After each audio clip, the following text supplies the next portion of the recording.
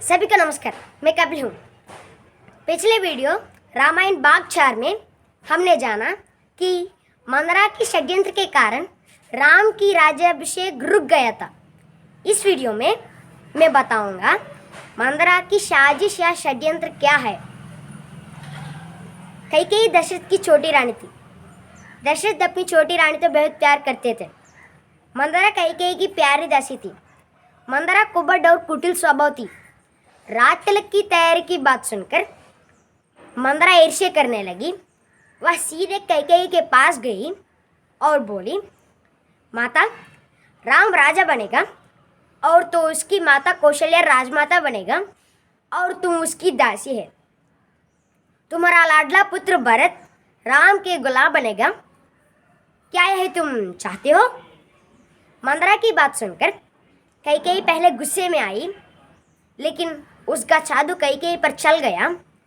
उन्हें अपने पुत्र को युवराज पद दिलाने का उपाय पूछा। मंदरा ने कहा, महाराज दशरथ, तुमने 2 वर देने का वादा किया था। अब तुम 2 वर मांगे।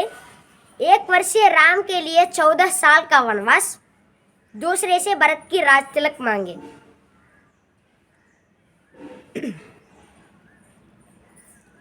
एक दिन कैकेयी ने गंदी साड़ी पहन ली, सारे आभूषण उतार दिया। महाराज दशरथ की आने की प्रतीक्षा करने लगी।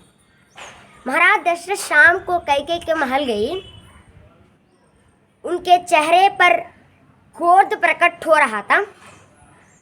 महाराज दशरथ कैकेयी से दुख के कारण पूछा। कैकेयी ने कहा, एक बार आपने मुझे 2 वर देने का वादा किया था। आज आपसे 2 वर मांगने वाली हूँ। एक वर से राम के लिए 14 साल का वनवास, दूसरे से भरत की राज तिलक। कैकेयी की बात सुनकर महाराज दशरथ बेहोश हो गए।